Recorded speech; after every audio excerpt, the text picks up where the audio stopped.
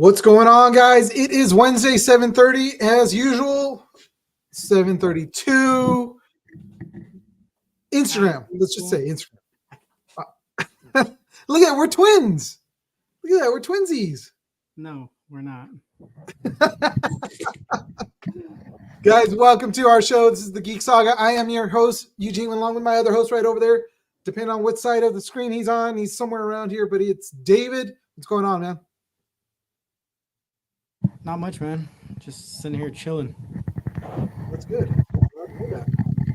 Holding my mic in my hand because it fell. Got to get you a mic stand and stop playing with your mic. I just need the right connector. What do you mean the right connector? You have all the connect. Donner provides us with all the connectors that we need. You should have the right connector. Then tell me why. Tell me why ain't nothing but a G thing. Me. Oh.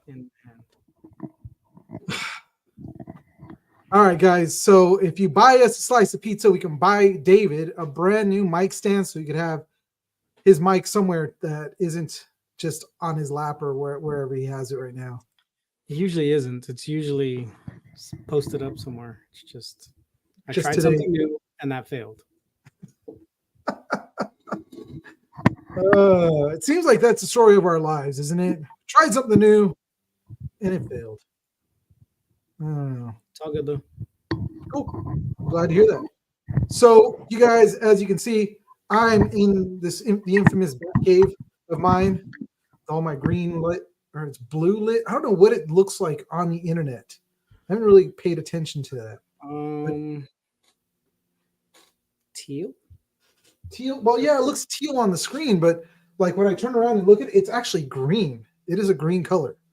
So every other screen may have a different color. I don't know. Whatever. But maybe your life is RGB instead of CMYK.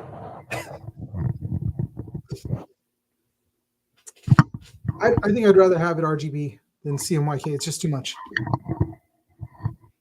But you guys, we're two salty veterans that are huge geeks, as always, here on this interwebs to bring you guys the latest geek news, the latest geek history, and any other things that we may tickle our little fancies. Maybe it's not the latest to everyone, but it's the latest to us because we find it just before the show. That's not true. I do research, all right? Yeah, I bet you do. I did do earlier, but, you know, and I was reading articles then, too.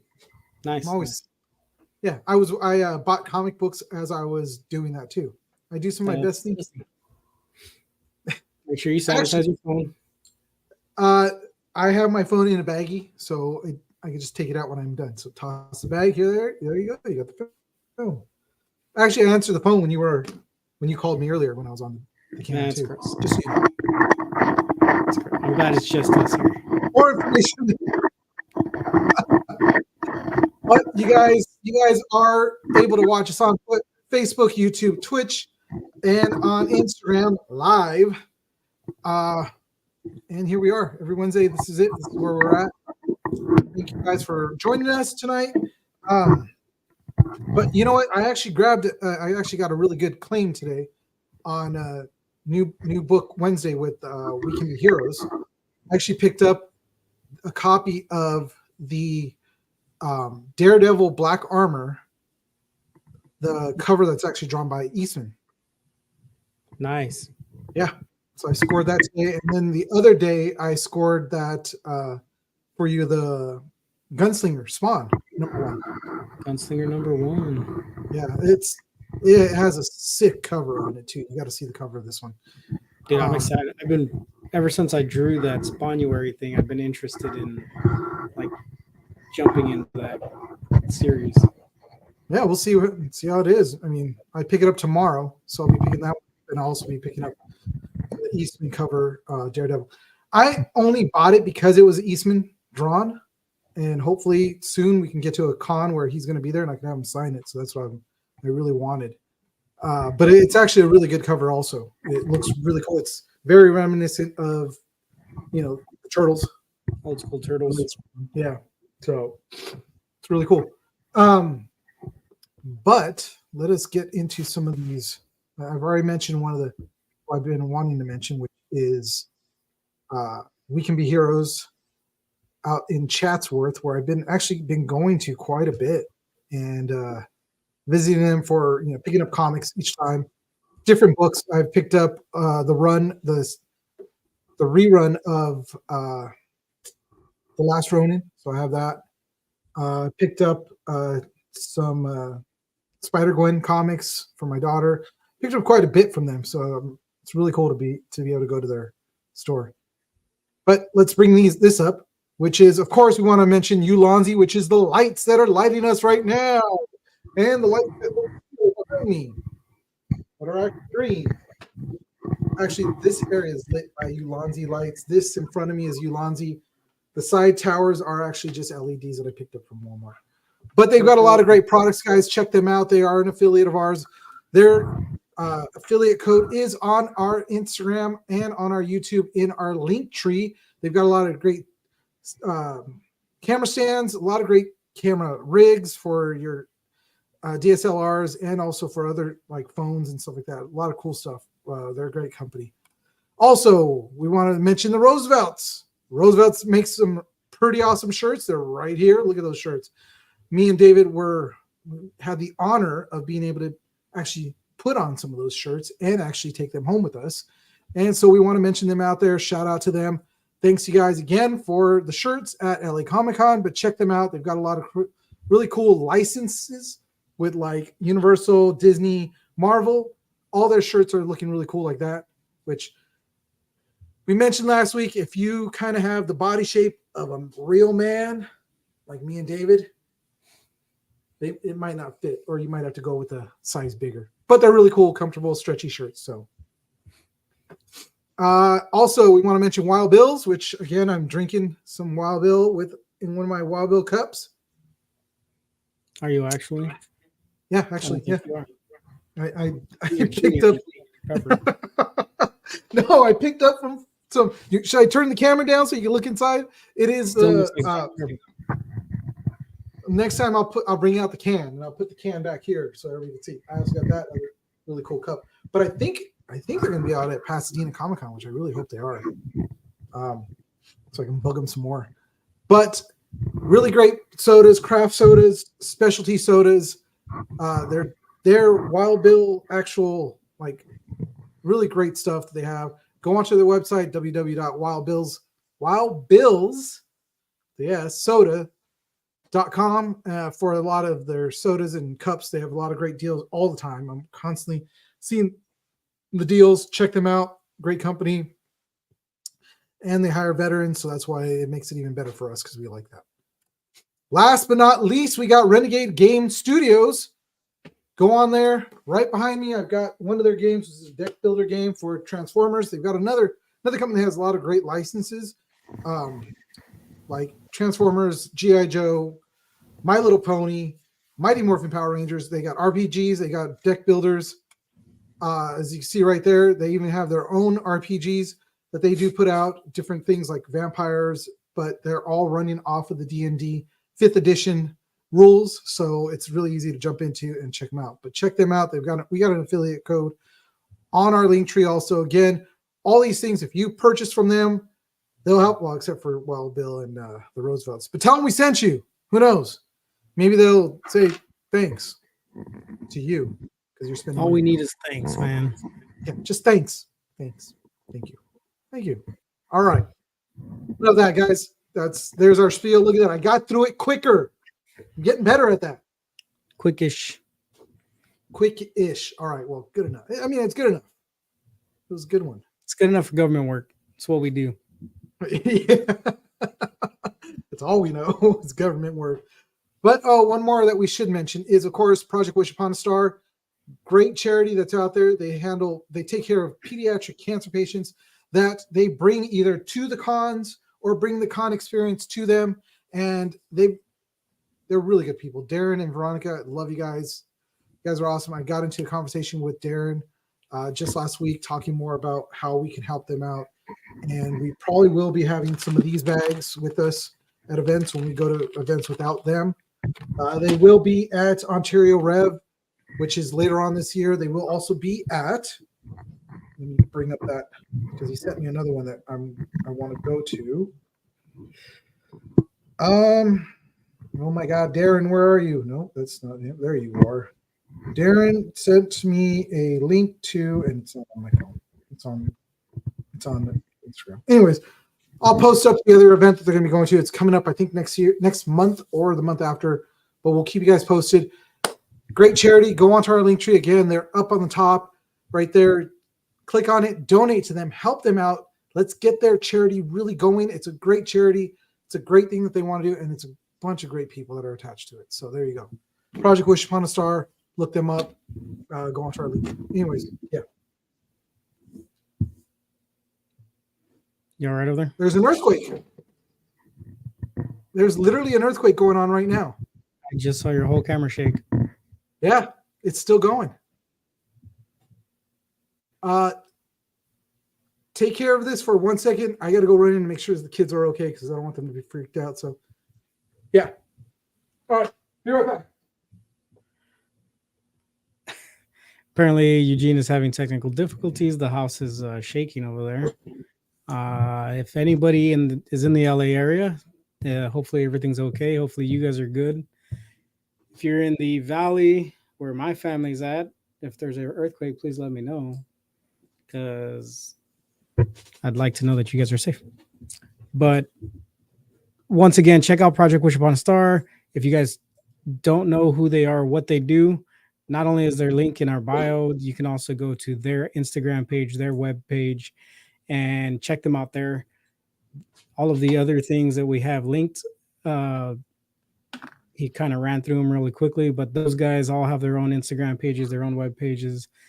Reach out to them and see everything. My family's fine, by the way. Sorry. I didn't know if you guys felt it up there. I don't know. I just asked them to check in with us, and if anybody was in the LA area, tap in. Let us know they were good.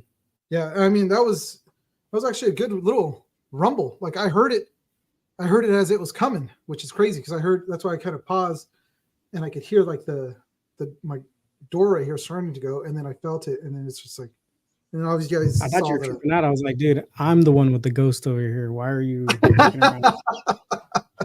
No, we did have an earthquake here. For those of you guys that are not in California, I mean, it's something that we experience here every so often.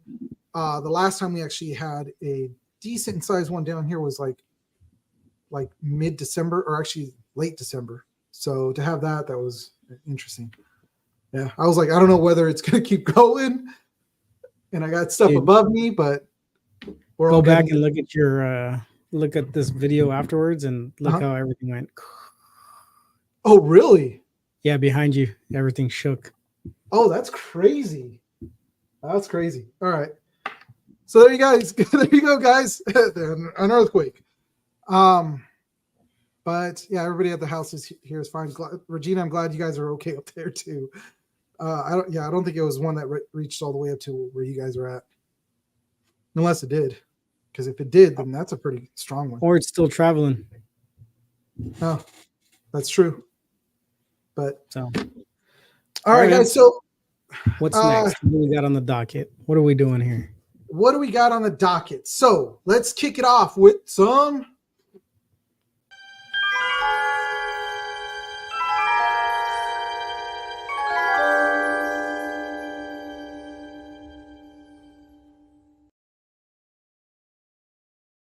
This week in Geek History, we're going to kick it off with, which was one that you mentioned last week.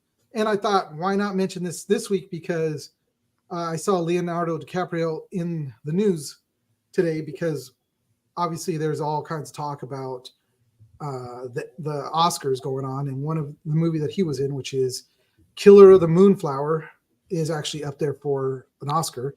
It's on Apple TV Plus. Yep. It's on Apple TV Plus.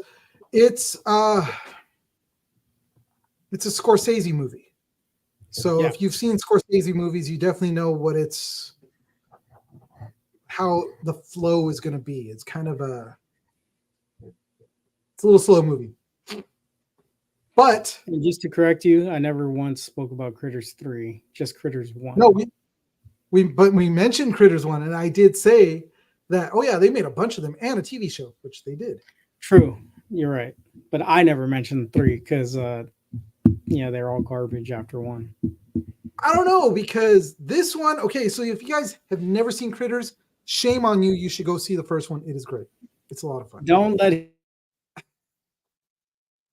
you. It's okay. But if you missed it, don't worry about it. No, don't listen to this guy. Go get out there. Go watch it. It has Billy Zane with full head of hair. Billy Zane, dude. Come on. Billy Dude, Zane. if I want to see Billy Zane with the full head of hair, I'll watch Titanic or The Phantom. I am not going to sit through Critters 3. Oh my God. You're going to watch Phantom, but you won't watch Critters. No, I will watch Critters, just not Critters 3. Well, but Critters, Billy Zane's not in Critters 3. He died in the first one. And then why mention him? Well, because you mentioned Critters 1. Oh, God. But if you guys haven't seen Critters, go watch that movie. Critters 2 was but Critters 3, so it's about these little monsters. They're little critters, as you can see. They turn into little balls and roll around, and they shoot spikes out of the back of their neck and all this stuff. But this one is significant because this was actually the debut of Leonardo DiCaprio. It's his debut movie. And I always thought it was What's Eating Gilbert Grape. Nope. Leonardo started his career with Critters 3. Yeah. So, I like it.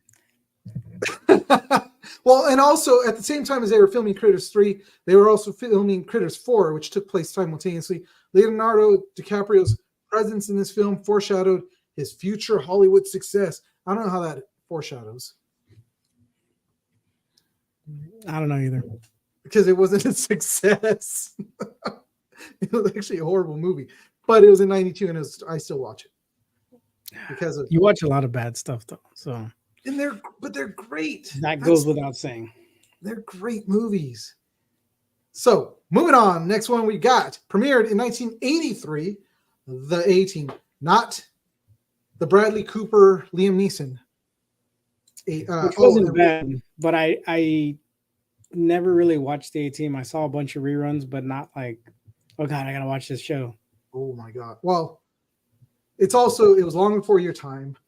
It came out a year before I was born. Yeah. So I could see how, but for me, this was the top of my movie or of my shows to watch. It was this show, it was the A-Team, it was Knight Rider. Those were the top two shows that I love to watch and I would not miss. I would religiously be watching this show Thursday night, NBC, 8 o'clock at night, ready to go as a kid. Had to watch the A-Team. Not me, man. Oh, dude. I got my fill of Mr. T and everything else he was in, not the A-Team. And actually, this was his kind of his breakout. Like he played Clubber Lang in was in Rocky 3. Yeah, Rocky 3, which came out. It was after this one. So this is kind of where he got his start. And so you know what's crazy is that he was a bouncer. Did you know that? That's not crazy. He looks like a bouncer. He actually won. I think the bouncer, that best bouncer competition or whatever they used to call it, I think 2 years in a row. And here's another thing, just so for you guys out there, some trivia. Mr. T was in the military also. Can you guess what his MOS was? I'm going to assume he was in the Army since you used the term MOS. Yeah. No, I can't. But I'm going to go with Cook. Nope. He was an MP. So I give him a little bit more respect because of that. He was an MP. That makes one of us. But that's like trivia that you won't get from like the site that I went on to for that. I don't even remember where I picked that one up, but yeah, he was an MP. of all things.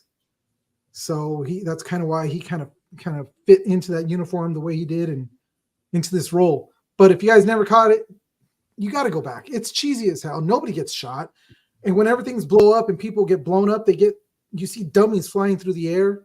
And then of course the van, which they destroyed in the new A-Team movie, which I was pretty upset about.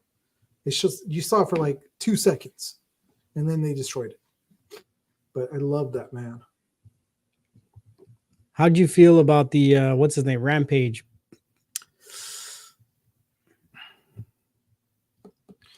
He did all right in the role, but I wasn't a fan.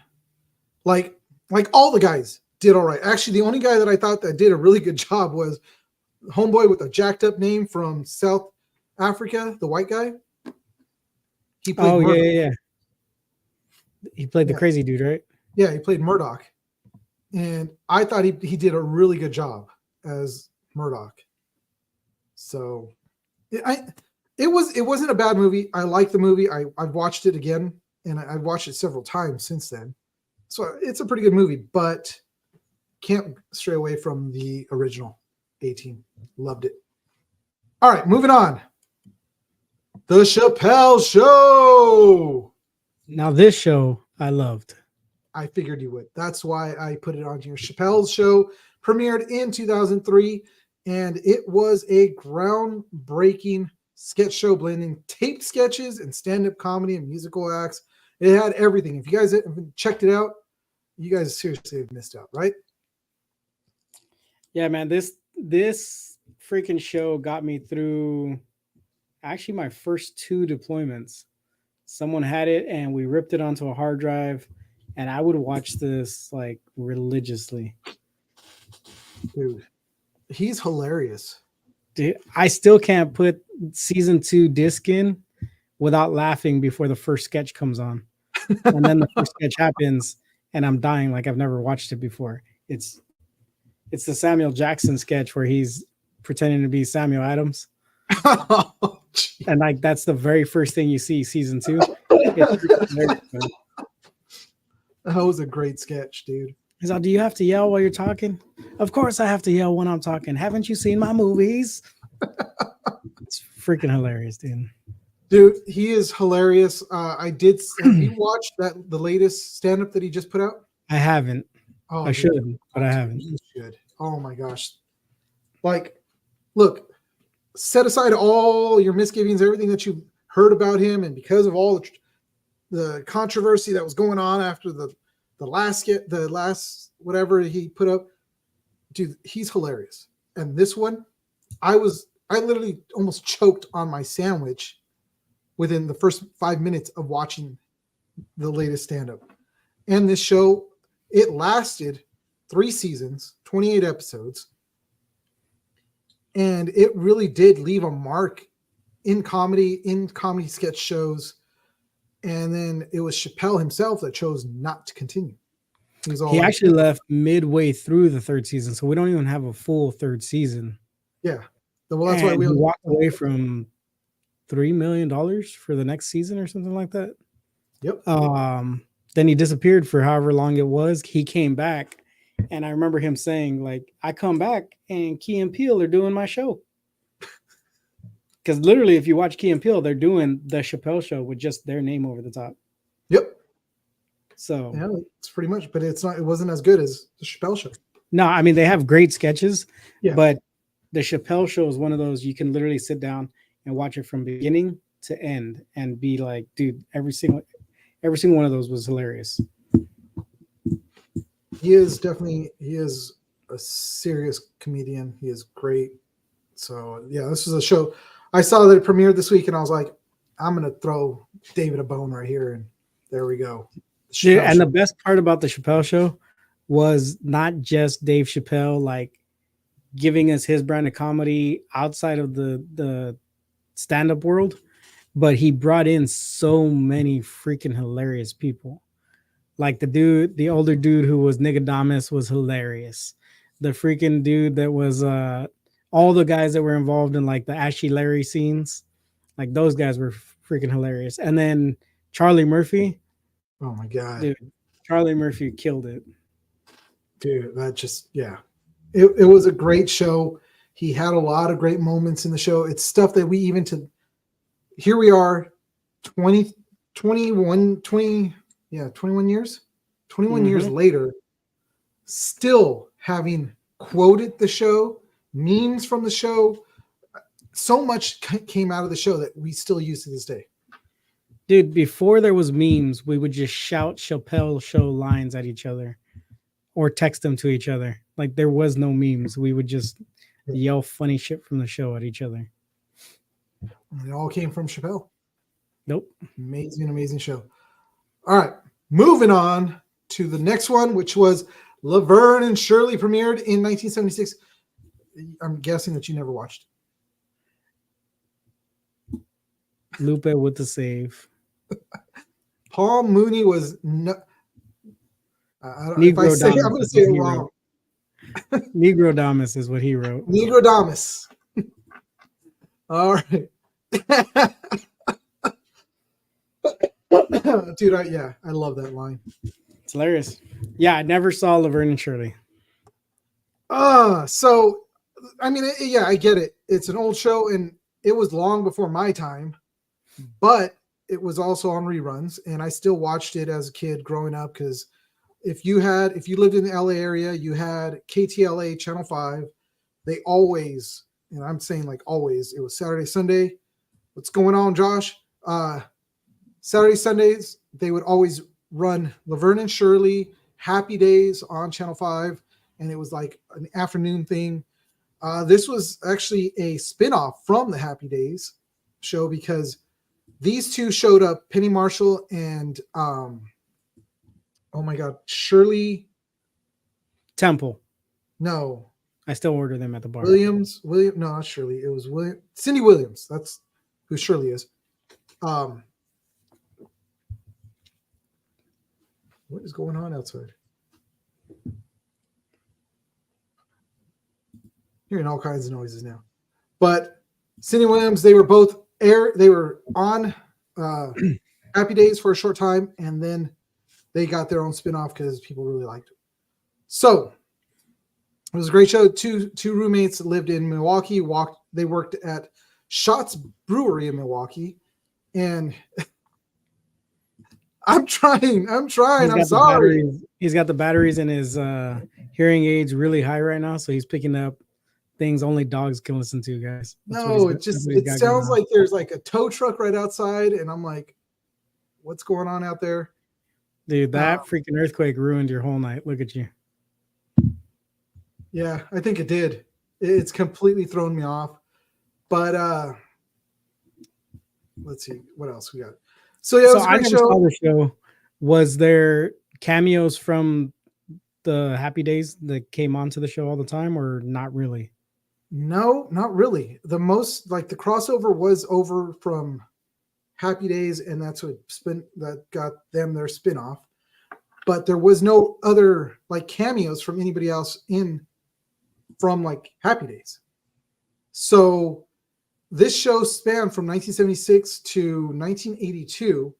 And it went from like the 50s era, because that's when like Happy Days started, into the 60s. So we also got like, oh my God, what was his name? You have Lenny and Squiggy, which are the two like nerdy, geeky guys that always were around with Laverne and Shirley. And they went from Milwaukee to LA. It was a really great show. It was really funny. Penny Marshall, who then became a great director, and she was also a huge Lakers fan. Like she was religiously at Lakers game, right at courtside, watching the game. So there's some history about Laverne and Shirley. And again, it premiered in 1976, and it ran for quite a few years. And yeah, that's pretty much it. That's what we got for this weekend. That was This Week in History. You know what? We always dive into a lot of really cool shows, a lot of cool like movies that have gone on during this time. And it spans the geek culture across when it comes to film and television. So yeah, that's why we like to do this. Best spinoff from Happy Days was More Community. Yeah, I would say it probably was, but it didn't last as long. And their earthquake episode was the best. The Laverne and Shirley one, actually, it was actually hilarious. So they moved to LA and they had an earthquake not too long after they moved to LA, and everything was moving. Like the beds were sliding across the room, and like they had things moving through their room, which was hilarious. And of course, Laverne and Shirley were freaking out. So it was funny. It was a great episode. I'd agree with Lupe there. So, but let's move on. Let's get out of this. That was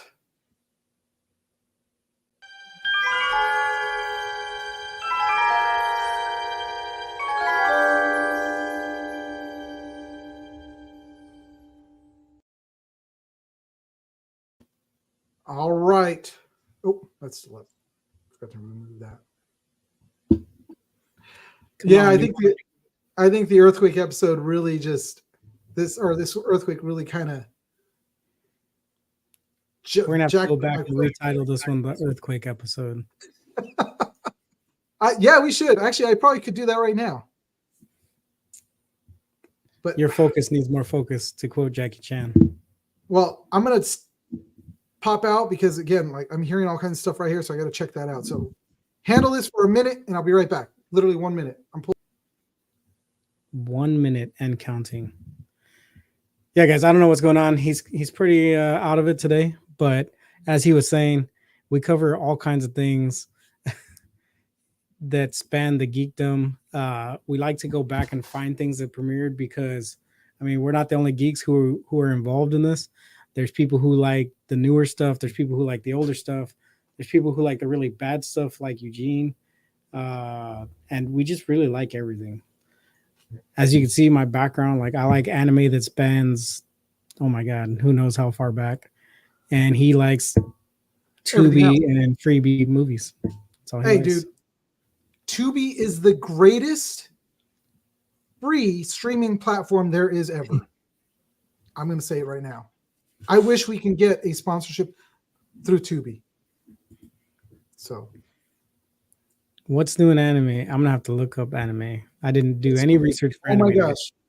I think I'm getting the hint. So, we're moving on to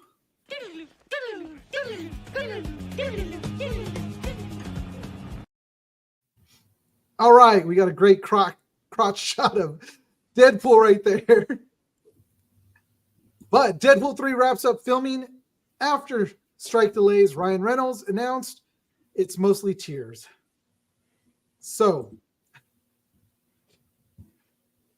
reason why we got a crotch shot there is because that's what Ryan Reynolds posted up on Instagram for all the world to see, on Instagram, Facebook, everywhere, to show that they've wrapped on the filming of Deadpool 3. They said it was a pretty rainy, dirty day when they wrapped, which, I mean, I wonder if they're filming here in California because they got that. Yes, cover your eyes. It's going to stay there for a little bit. But there was a lot of delays due to the fact that there was the SAG-AFTRA strike. The filming of Marvel Studios' Deadpool 3 has finally concluded. And a lot of the story was talking about Ryan Reynolds saying that it's not very often that he gets to actually shoot a movie with a lot of his close friends, which obviously the same crews have been following him through Deadpool 1, Deadpool 2, and into Deadpool 3. And also, Hugh Jackman was there. So, you know, he was like, there's that guy too. So yeah, he even wrote in the thing, like, so it was a sad day that it wrapped. Actually, I'll read it verbatim, so I'm not looking like a fool here. But he said the suit hides blood, also sweat. But today, with Deadpool wrapping, it's mostly tears. A giant and forever thanks to the cast and crew of our film who battled wind, rain, strikes, and at the Hugh Jackman, all under the stalwart leadership of S. Levy Direct. So I mean, he's still poking fun at Hugh Jackman, even just tweeting, "Oh God, we finished." But I mean, if you see a lot of his posts, they're actually really good friends, which is funny. Yep.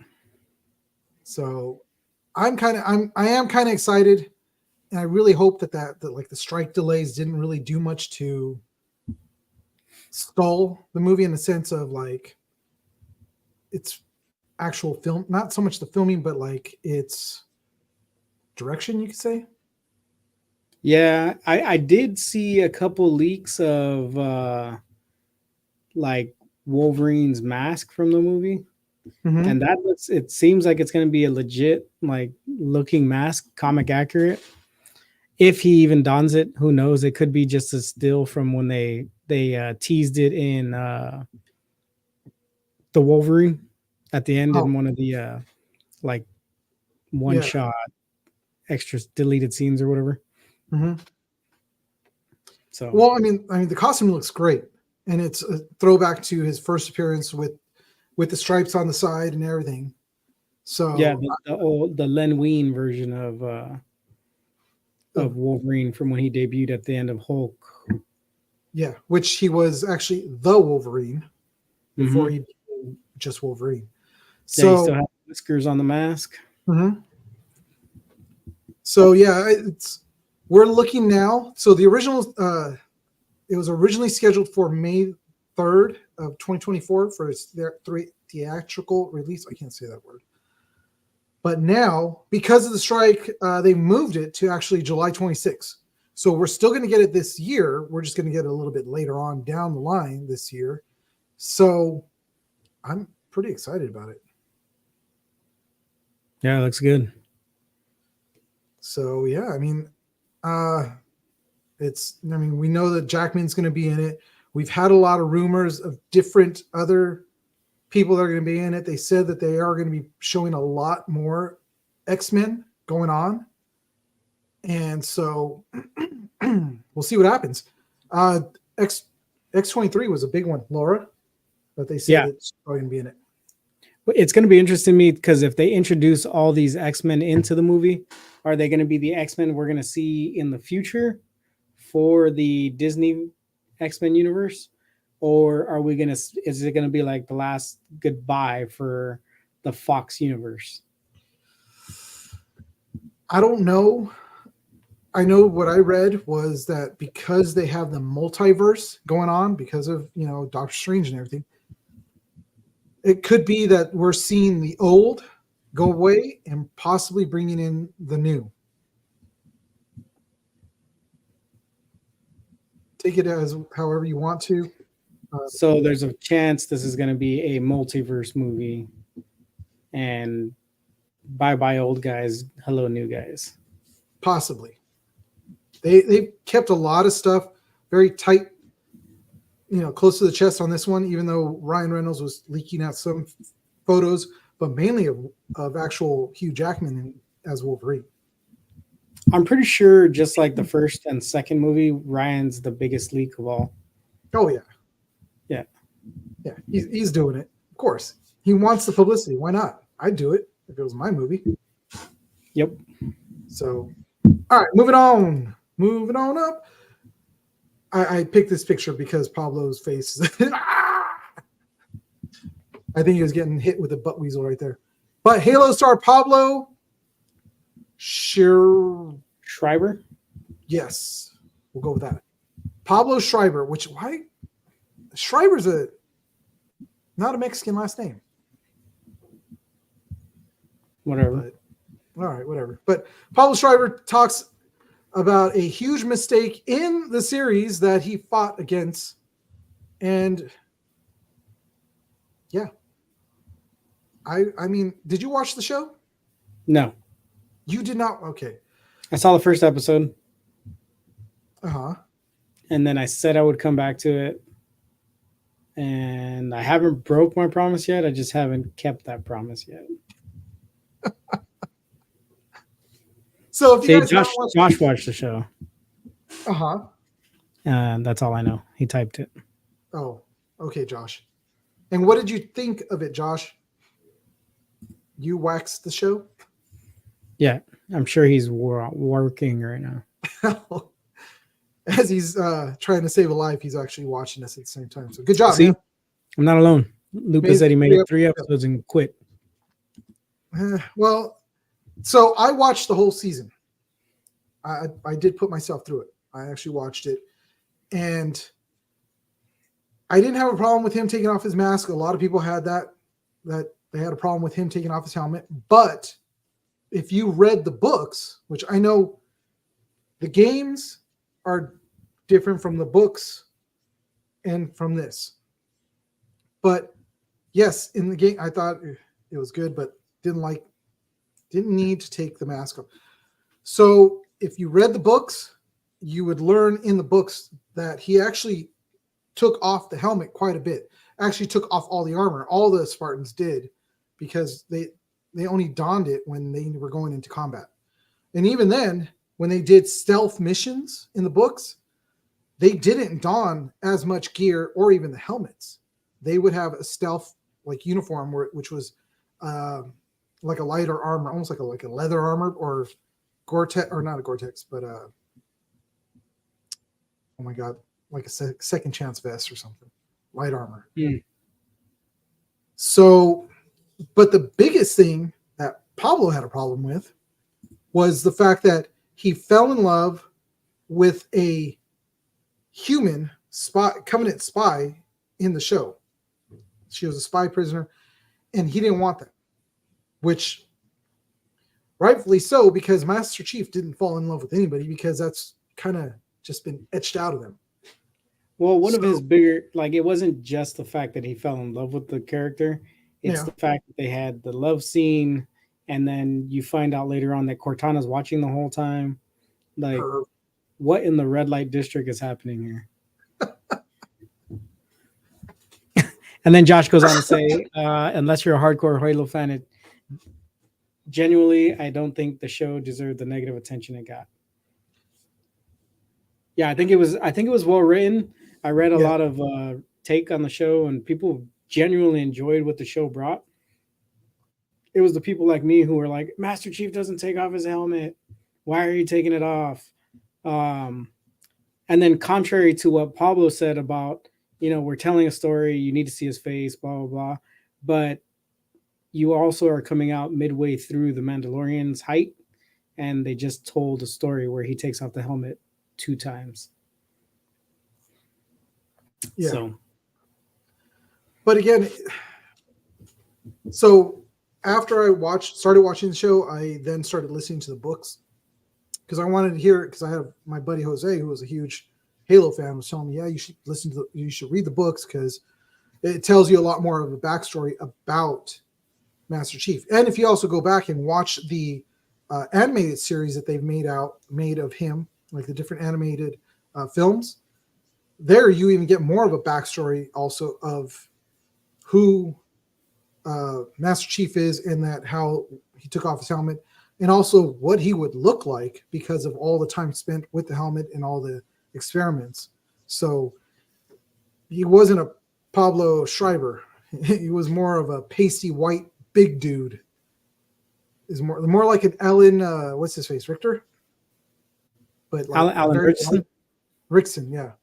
Very white. I don't know. I didn't even picture. I think Alan Richardson has way more color than what I picture Master Chief looking like. I think Master Chief looked like potato face freaking Darth Vader at the end of Return of the Jedi. I mean, that skin tone, yes. Yeah.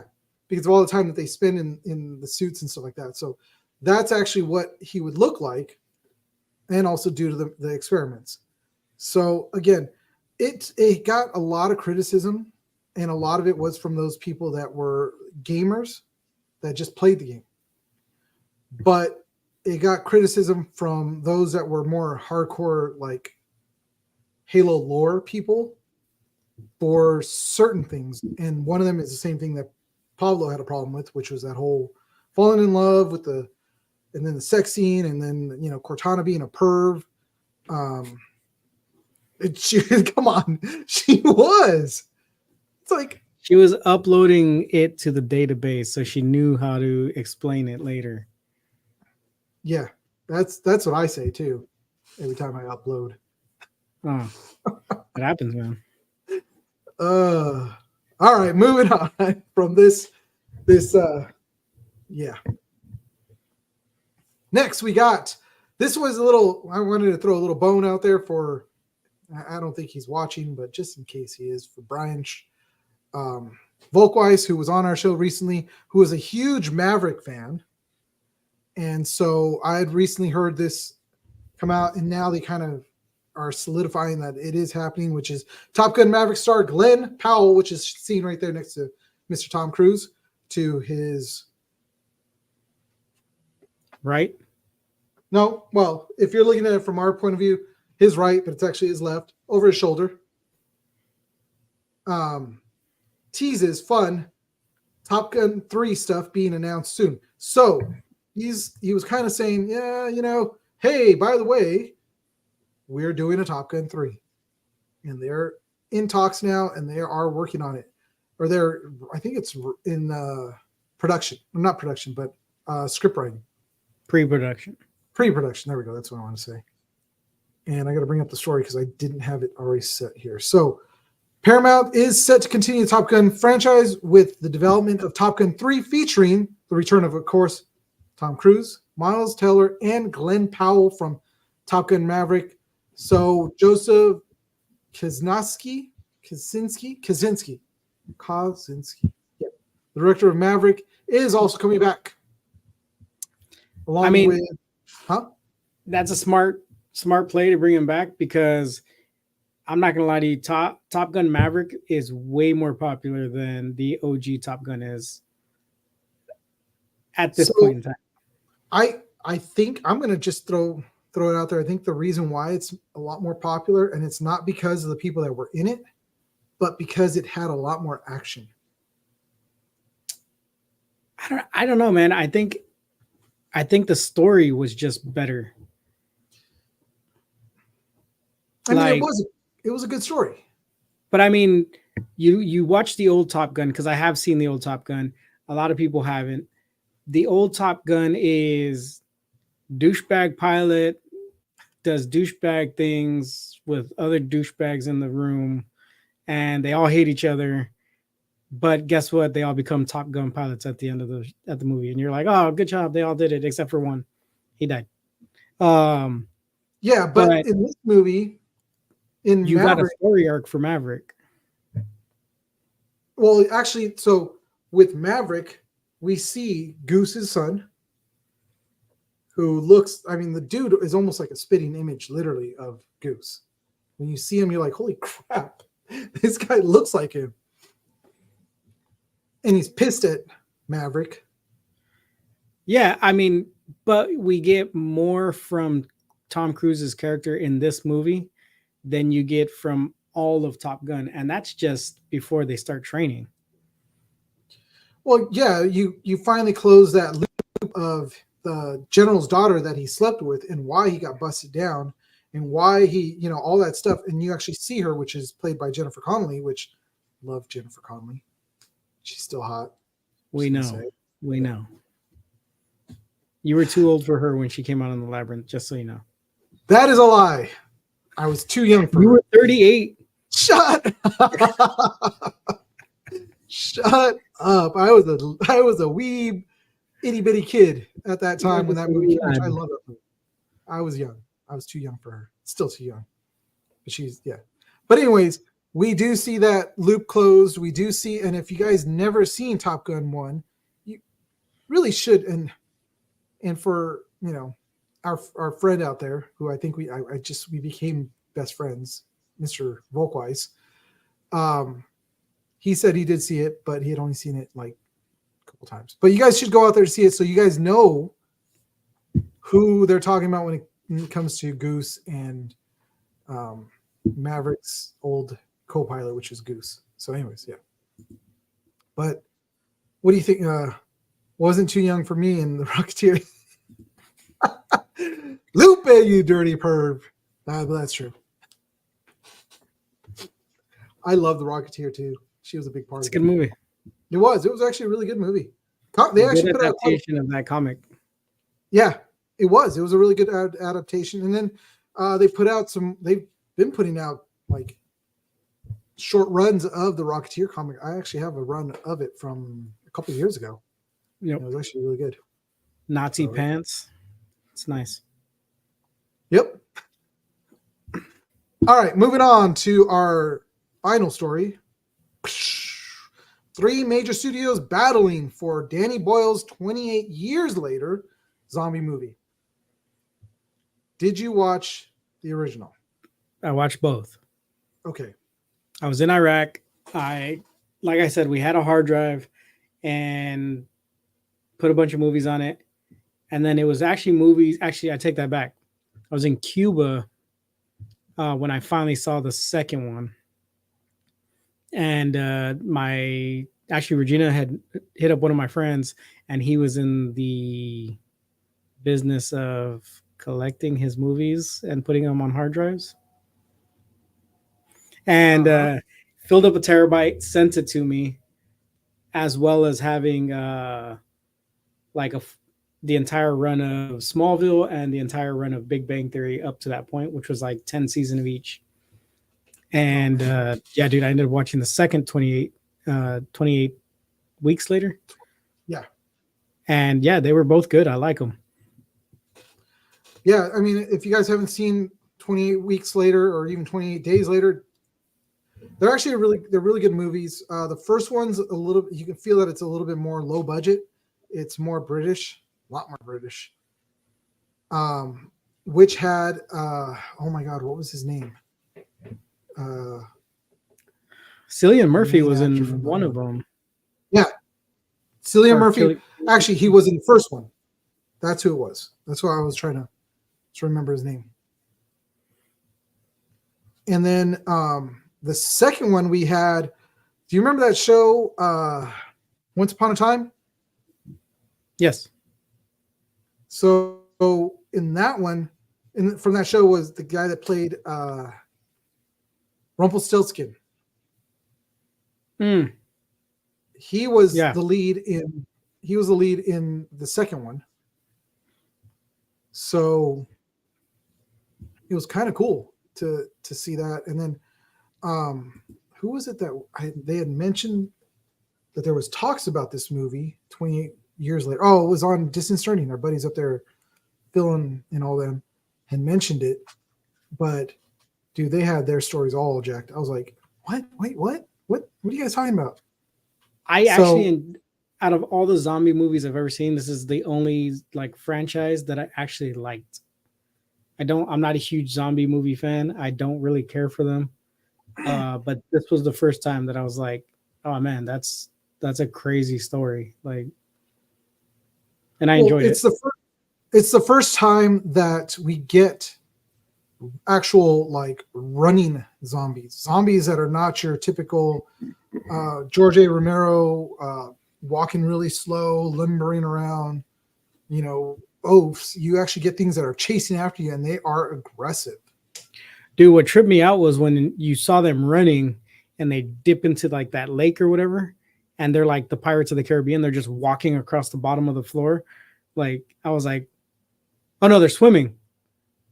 Right? Oh yeah. When at the beginning, when he was trying to get away from yeah. It was, I think they were swimming or something. Like they were just going. Yeah. Josh said they're on meth, speed, and Adderall.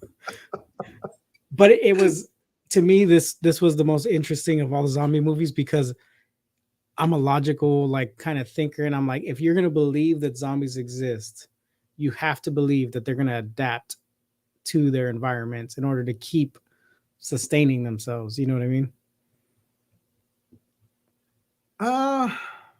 And you don't have to think about you don't have to have a brain to think that out. It's a primal thing. You adapt.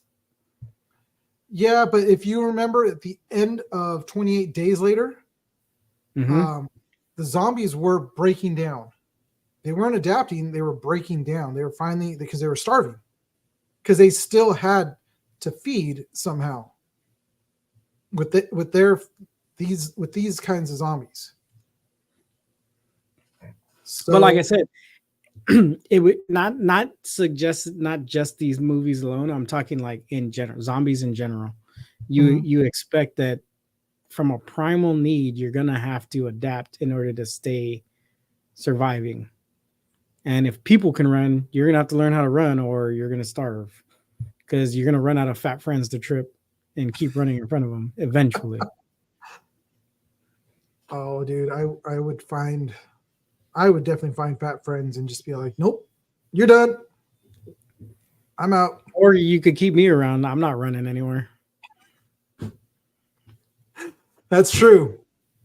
That is definitely true. I'll just take you along with me, and at that moment when I need to, it'd be all like, "Sorry, dude." And then Be I'd be like like, Otis. "Joke's on you. I got Heelys." Boop. And I'm out. Oh yeah, but you don't. I was gonna use a reference to freaking what's that show? The Walking Dead. Oh, When what's his face pops Otis in the leg, try to get away from him. John Berthal's character. Punisher. Yeah, the Punisher. Yeah, there you go. So, World War Z was the extreme opposite of Romero's zombies. So the movie, with the movie itself, Lupe, yeah, it was showing more of the opposite. They were fast. They kind of did a hybrid between Romero's and 28 Days Later zombies, and they kind of combined them, and that's when you got the World War Z zombies. In the book, and I'm about to school you guys because I love the book. They were the George A. Romero zombies. They were slow moving. Nobody really knew how they picked up your scent or heard you or what it was, but if you made too much noise or whatever, they'll find you. So Bird Box. You know what? I never seen that movie of all things. Don't I didn't jump on the bandwagon. Just go watch C. It's a much better interpretation of that concept. You know what? I've heard of that, which that's with Momoa, right? Yeah. I watched it. I didn't watch all of it, but what I did watch while my wife was watching it, like, it's pretty good. Oh, I'll check it out. Like you, no one can read. They just have audiobooks, and that's what the story is about. Hey, you know what? You keep schooling us on books, but what you mean is tapes. No. I actually read that book. All right, I read that book. I have a copy of that book. Actually, Is it a stone tablet with like chisel marks in it? Shut up. No, it's a real book. All right, Max Brooks wrote it, which is the son of was it made on Mel Brooks press from the 1900s? No. Oh no. It's a great book. You guys should check it out. I love it. I still read it. My kid's she wants a copy of it now, so I got to go get a new copy because I can't find my copy of it. But but speaking of book, actually, you know what? Let's move off this screen because that's pretty much it. So, we didn't even say who was fighting over wanting to. Yeah, we never mentioned the top 3 people. So going back. Oh, that's it was Warner Brothers. I have it right here. Where is it? Oh, I closed that. Oh no, there it is. Warner Brothers, Universal Pictures, and Paramount, with Warner Brothers in the lead at the moment. So I don't remember who distributed this movie the first time around, or even the second. Probably should look that one up. But they're trying to get somebody who's front running the show is trying to get Warner Brothers to do it because they want Comcast to buy out Warner Discovery. Oh, so it was actually MGM that originally put it out. So yeah, I'm seeing that now. That they want Comcast.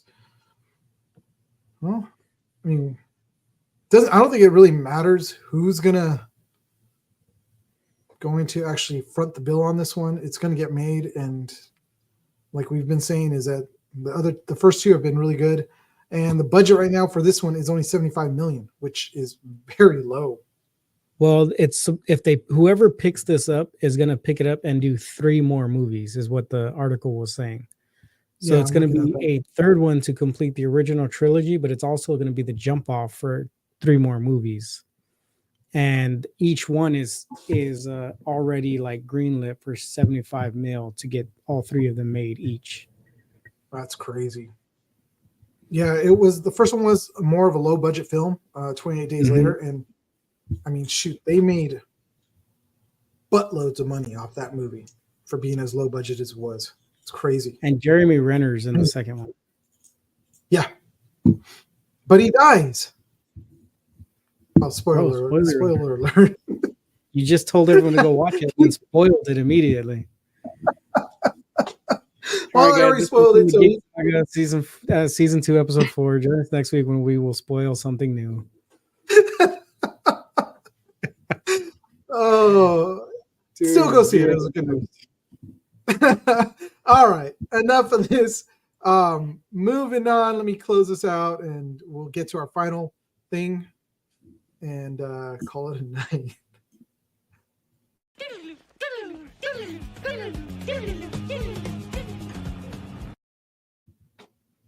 All right, guys. So when I was mentioning books, I actually finally got side jobs. Oh, nice. Yeah. Have you read it yet? Yeah. Sorry. Already you listened to it in the car yet? Yes, I have, and it's actually really good. I haven't finished it yet, but I think I'm halfway through it right now, and I love it. I mean, I can't get enough. You haven't got briefcases yet? I found that one too, so that one's the next one. So I've been able to find them all, so I'm really excited to be able to see those or read those. But you guys, if you guys have, I mean, we've talked about it quite a few times. If you guys have not had a chance to read the Dresden Files, get out there, read that, look up Jim Butcher, and not his son, which is, I think his son's James Butcher, or is it John? I think it's James. He goes by James. But Jim Butcher, and read the Dresden Files. They're really great books, and along with the Aeronauts, or what was it? The Spire Cinder Spire series. First book is the Aeronauts Windlass. Yeah, and then of course your favorite, which is the Codex Alora. Amora. The Codex Alera is the other series that he's completed. Actually, it's the only series he's actually completed. Yeah, that's a 6-book series, and that one's really good as well. Yeah. Get out there, check them out. And I was really excited. I've been wanting to tell you, and I keep forgetting to tell you that I got to get that, and it's actually really good. All those short stories are really It's great. funny because like there's stories in the, like when he's telling you the main stories, you're like, when the hell did that happen? And it's like, oh, you got to go back and read briefcases and short stories, man. Yeah, and I like how in this one, he gives you like a little narrative before of, okay, so this one took place between this book and this book. So you're like, oh, okay, all right, cool. I know where we're at. Now it makes sense about now, but now it's like after I get through briefcase, I'm gonna probably want to go back and start all over again. And just do not start over again. Finish the Codex Alera. I'm telling you. It's so slow. I have that one. A brief synopsis of the 3 series. The first one is hard-hitting detective novel in Chicago in modern times, but he's a wizard who does magic and he fights supernatural creatures. The Cinder Spire series, which is the newest of the 3, is Treasure Planet, but with armies. And that's like the best description you're going to get of the book. Well, it's steampunk. Read that one. Oh, steampunk, yeah. Yeah, it's steampunk. That's Treasure Planet, dude. Treasure Planet's like all steampunk, like So that's a really good series as well. I think he's working on the 2nd book now, or it's already dropped. It's dropped. He's working on his 3rd. Yeah, and then the Codex Alera it's like Roman times meets Avatar: The Last Airbender. Yeah, that's the best. It's really good. That story is crazy. Eugene is just being lazy. He doesn't even read the books. He just doesn't want to push play. That is not true. All right. And I actually bought a physical book which has some Dresden short stories in it. So I have that and I got to read through that. So The only book of 20 that you're going to read. I will get the other ones and I'll read them so I can show everybody. But anyways, moving on to our last segment, which we said that we're going to do it every so often. And if or unless something pops up that kind of piques our interest. Did you watch the video? That short little video I sent you? You did not watch it. Wow. I read everything else. I set up a Google Drive just for us with the folder that says the Geek Saga and everything too. I'm hurt. I am really hurt. Did you send me the link in my email? Is that where you sent it? Yes. Yeah. No, I did not watch it. Anyways, what do we got? So this bumper is going to get worked on, but this is a segment that we like to call Things That Make You Go, There we go. I did the voiceover on that one just because for some reason the sound doesn't come up. But this Things That Make You Go, came from a video that I like to watch. It is a YouTuber that's out there. He does 10 things you didn't know and fill in the blank with whatever movie he's doing, whether it's anything from Batman 89 to Tremors to the list goes on, all the movies that he's done. But this one was one that actually piqued my interest, and it wasn't so much just like subject of the whole show. It was what he had said at the end, and I wanted to bring that up, which let's bring that up now. Need a reboot or a modern day retelling or a revival for a modern audience? No, all we need to do is just sit back and relive those glorious days of old. The days when Knight Rider became a sensation and evolved into an icon. Anyway, I'm Minty, and I hate to sound pessimistic, but part of me really hopes that there never will be a Knight Rider reboot. Or it could be a... wait for this. Kit-tastrophe. You see that? See what I did there? Catastrophe. His shirt was wrong because I'm judging. Okay. He's not the funniest thing in the world. His shirt was wrong? Yeah, because I'm judging him. I judge him every time. I don't watch it for him. Like, I don't watch it for his comedy. I watch it for the information because he actually dives pretty deep into a lot of movies, and there's quite a few things that I never knew about certain movies, even movies that we've watched tons of times. But this certain episode was actually talking about Knight Rider, which I love Knight Rider. Like, the Hoff was the man. And I like the fact that Feeney was the voice of Knight Rider. Yeah. That's it, though. Which you saw that one. Oh, that's... Well, thank you for that information and you chiming in there. But I could be here. Yeah, good job, man. But they did quite a few different reboots of this show, tried remaking it, and they all failed. Even when they did movie like TV movies with actual David Hasselhoff in it, and it still failed. So what I took from this was more of the end where he said, reboots, do we really need to have reboots? Because when you look back at the history of, remember the name of Evil Kit? No, I don't remember the name of Evil Kit. What was the name of Evil Kit? Evil Kit. That's pretty much it, huh? He's probably going to come back with that. Lupe always likes to chime in and throw us like a freaking sidearm there. But now, when it comes to reboots, and this was a discussion I had today with my wife, we were talking about that, which is, do you remember all the reboots that have come around? David, name one reboot. One reboot? Yeah. RoboCop, horrible. Yep.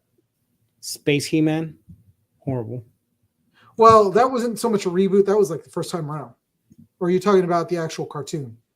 He-Man? No, the actual cartoon. Oh, that was horrible. Like, there was the original OG Prince Adam and his furry pink chonies, and then there was Space He-Man with the ponytail and the like electric sword. It was horrible. As a kid, I liked it, but I didn't care for it as an like when I went back and watched it. It was bad because I didn't mind the Revelations from Netflix, but that's Which more of a they're- continuation. Yeah, which they're coming out with a new season this year.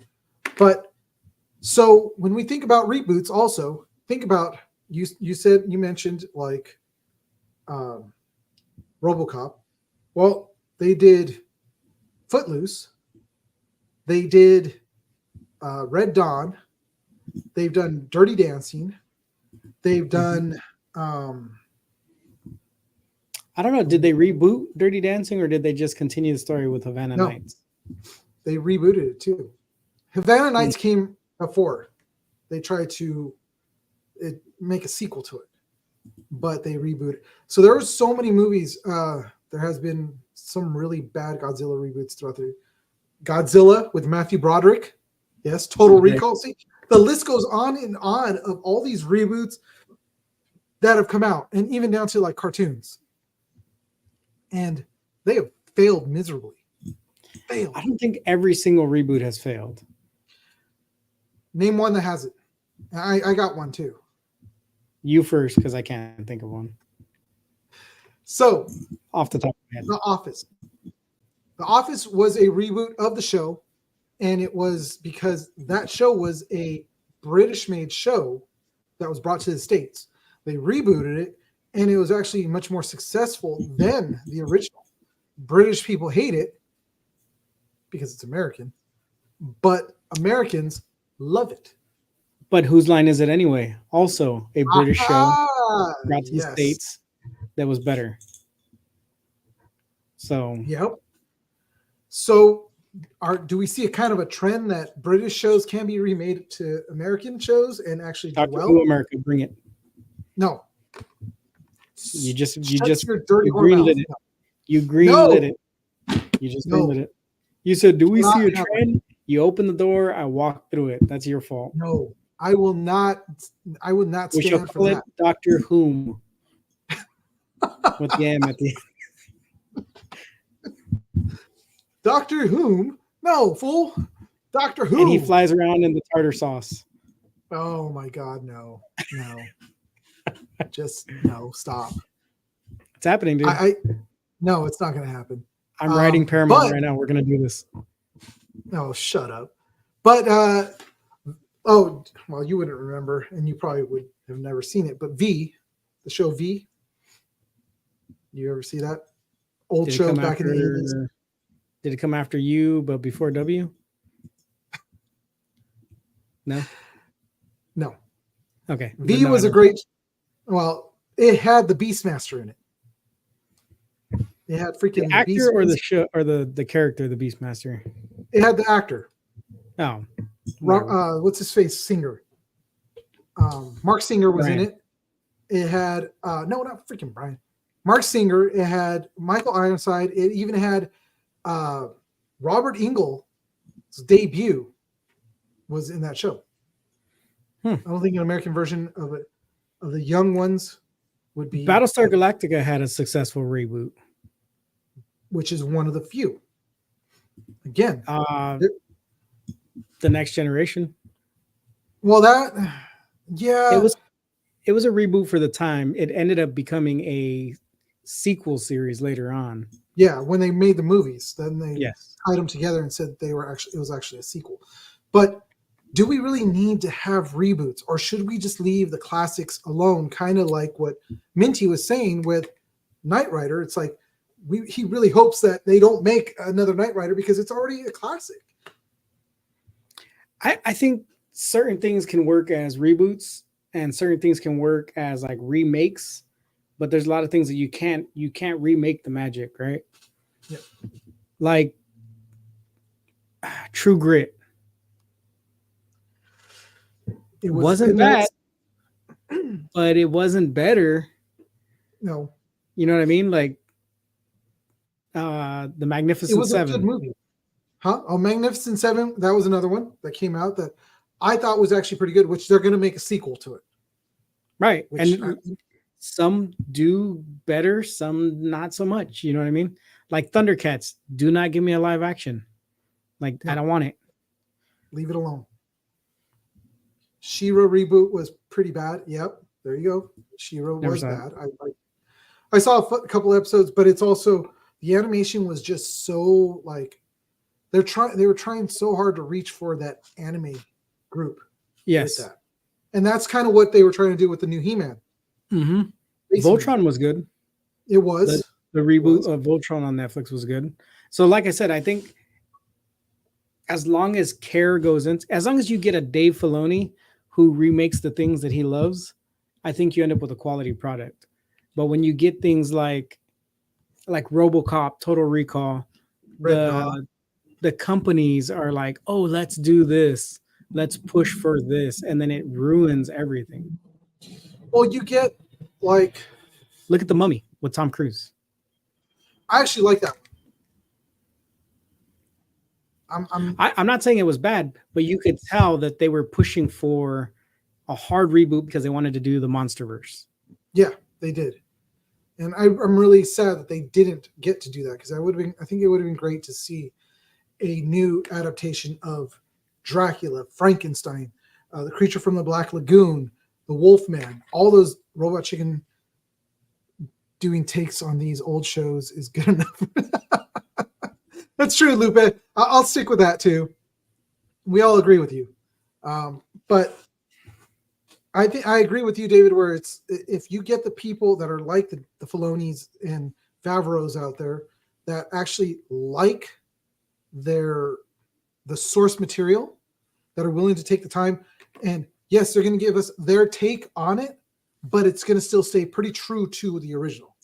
Yes. And that's where I always say these people literally just take the source material, throw it on the ground, piss on it, and then say, all right, we're going to take the name. That's it. Yeah, I mean, look at more recently, look at Cowboy Bebop. Like they took the name, they took some of the elements, but they changed too much and kind of got away from what the story actually was. And then you also had Rurouni Kenshin, the live action, which was like not great. It was good, but not what we all wanted. Yeah. And then you ended up with the most recent one, which was Yu Yu Hakusho, but it was done so late from the source material that people don't remember it. So they're like, oh, that's a good movie. But those of us who are Yu Yu Hakusho fans, because we saw it back in the day, it's pretty damn close to the source material. So yeah, they did actually pretty good on it because they knew that they had to. Yes. Death Note. Death Note was another bad one. So bad, dude. Bleach. I mean, the list can go on of all the ones. Yes. Ooh, the Bleach was But it doesn't just stick to the anime type of remakes. Look at the original Captain America movie. The motorcycle helmet, the motorcycle. We met the I'm original very Captain America. that we got Chris Evans because that was a remake that needed to happen. Yeah. And that goes for all the comic book movies from the 70s. But a lot of those movies were forgotten when you really think about it. You know, the Hulk sticks in our mind because of that sad song and Homeboy going like this.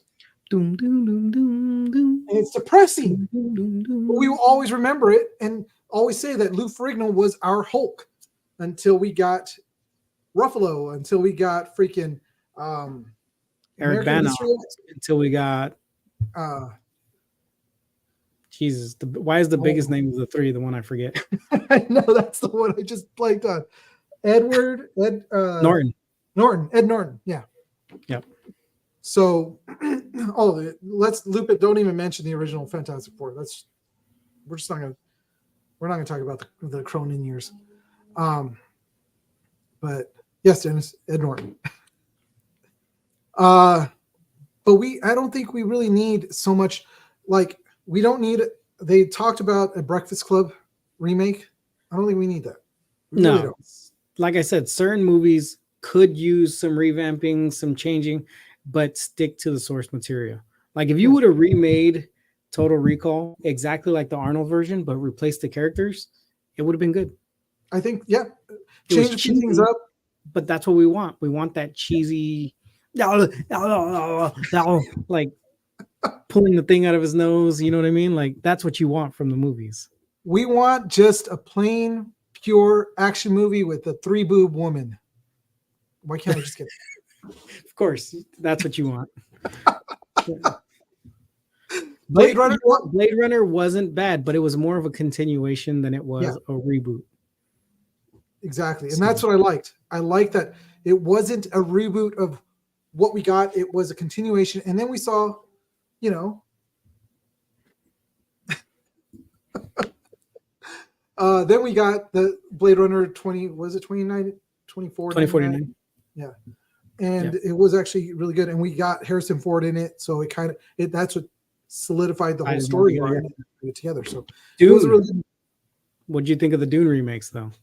We've brought it up a couple times, and I think there's things that work and there's things that don't. But I think overall, it's a successful reboot. A lot of the characters work really well. Obviously, the fact that we get more of the world because we've now got the technology to be able to show that, and more of what their vehicles look like. More. It works, but freaking whatever weenie, whatever face dude that plays the prince, they could have gotten somebody better. Timothy Chalamet. Dude, your name is Timothy. He pronounces it differently, dude. It's Timothy.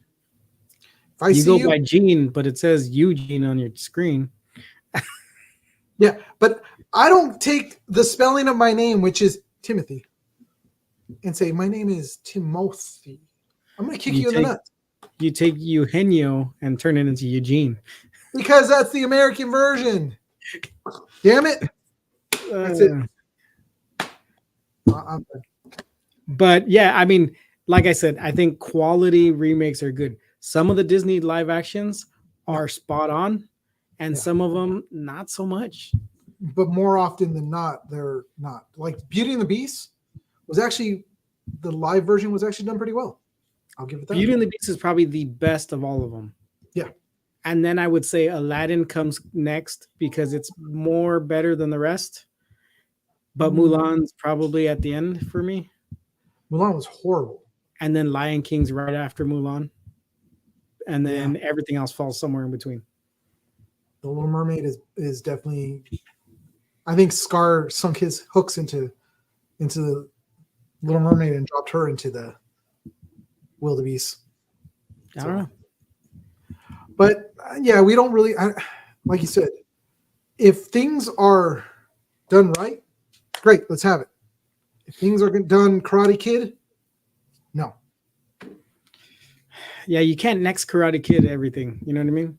No, you can't.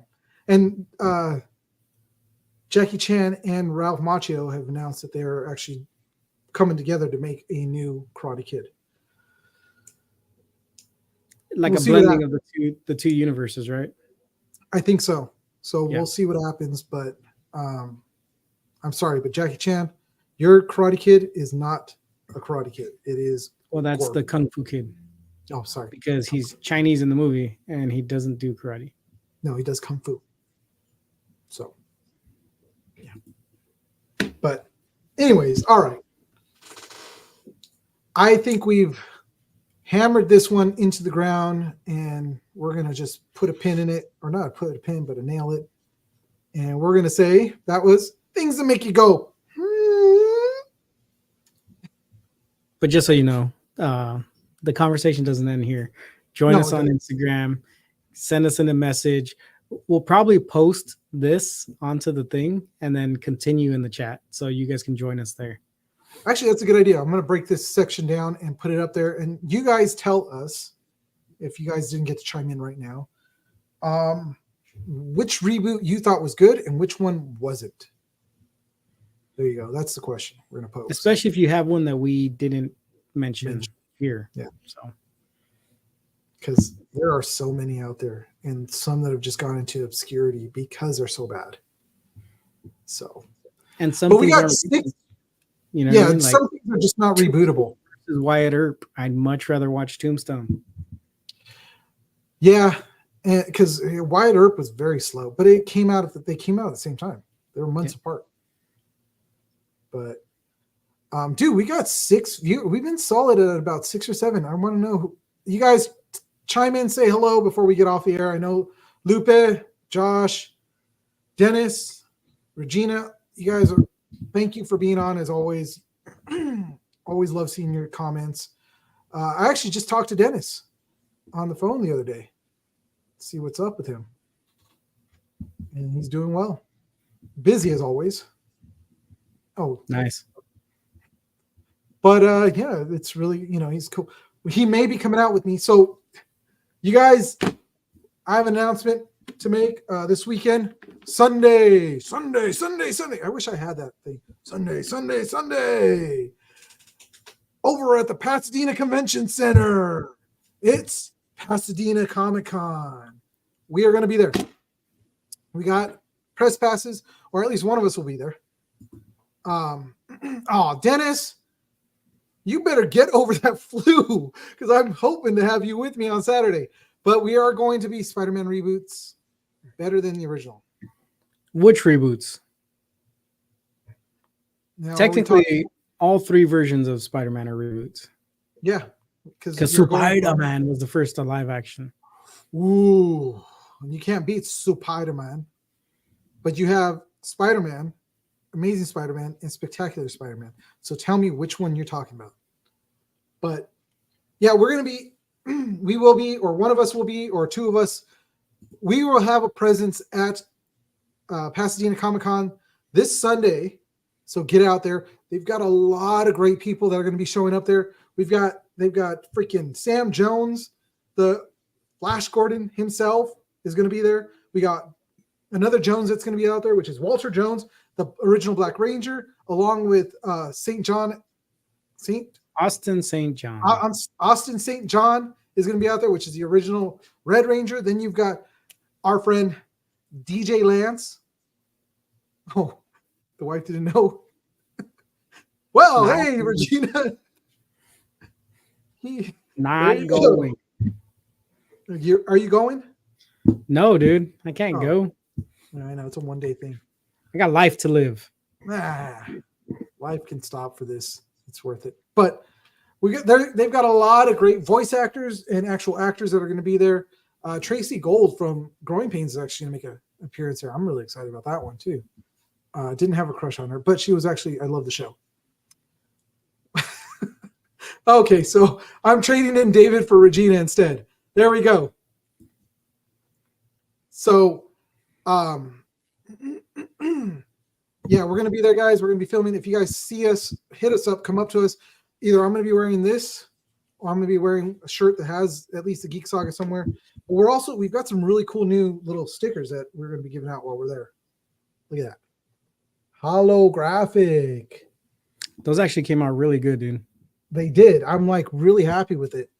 And it's got our UR code, which actually works. I scanned it before I cut them out to make sure that even with the holographic, it works.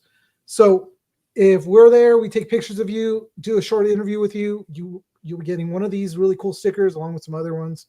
But then you could scan that and it gives you all our links to all our social media account and everything that's out there that we have. And then, of course, I just ordered some new stickers. New cards, which we were giving out at LA Comic-Con. I ordered from a new place, so they're already ready. I got to go pick them up. Nice. Really excited about that. So yeah, you guys, if you guys see us or see me or see one of us at Pasadena Comic-Con, please come up to us, say hi. I'd love to take a picture of you guys if you're in costume, or even just do a short interview, talk to you guys, and thank you guys for following us, watching us. But it's at Pasadena Comic-Con, is at Pasadena Convention Center in downtown Pasadena. It's a really cool location. So, and all the actors that I mentioned and all the voice actors are going to be not like LA Comic-Con where they kind of tucked a lot of them away. They are going to be very accessible to everybody, where you can line up at their booth and take pictures and all that other stuff. So I'm working on before we head out of this thing, I'm working on another Sponuary drawing. This is what I got so far. You're gonna have to give me a heads up of what you think. Ooh, clown. Oh, it's not gonna show up, No, you can see it. It's kind of there. but That's actually really good. and then it's not on there. At the very top, I think I'm gonna do like the violator peeking through the background. Ooh, nice. Yeah. I like So it. I don't know if I'm gonna color this one. I might just turn in a black and white ink and then let them do their thing for coloring.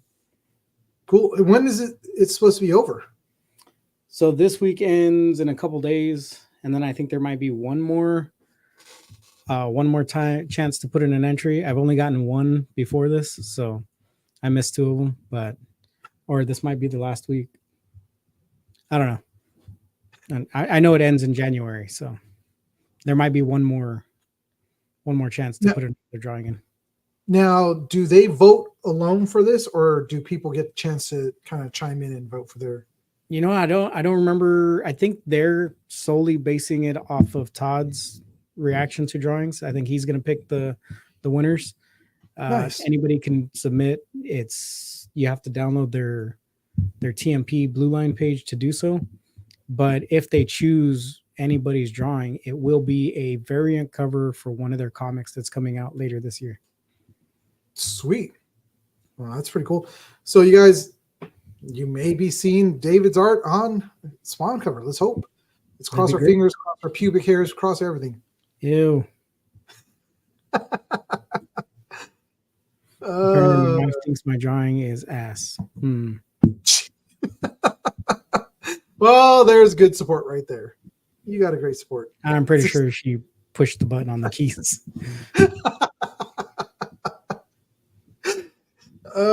But all right, guys. Well, that's pretty much it for us tonight. I'm gonna say we went good length, and a lot of it had to do with the earthquake that threw me off. Threw you off, dude. Yeah, threw me off. It did.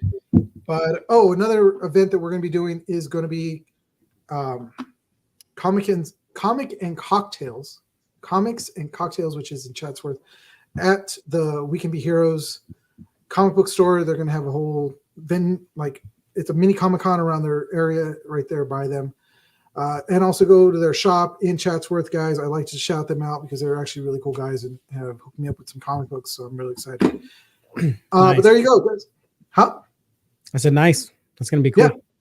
Yeah, it's going to be actually really cool. So get out there it's going to be February 17th and it'll be a lot of fun. So that's pretty much it. I think, I ain't got nothing else. What you got? I got nothing, man. Just remember to hit us up on all our social medias. They're scrolling across the bottom. I will not be repeating them today. Go find Project Wish Upon a Star. They're in our bio. They also have their own Instagram and Facebook page. I believe they have a website as well. If you want to catch any of these podcasts and you don't want to go looking for them, you don't want to hit Twitch, you don't want to hit the different socials or YouTube, you can go to our website, which is thegeeksaga.com. And you can find everything on there. Anything we're going to be up doing, any of the pictures we collect will be on all of our social medias, but you can also collect them from the webpage itself. All of our affiliates will be also linked on our webpage. And reach out to anybody. Reach out to us. Send us our messages. Send us anything you want to talk about. If you want to continue these conversations, reach out to us for that and just send us a message. We'll continue these combos after the show, over the next couple of days until the next show. It doesn't matter.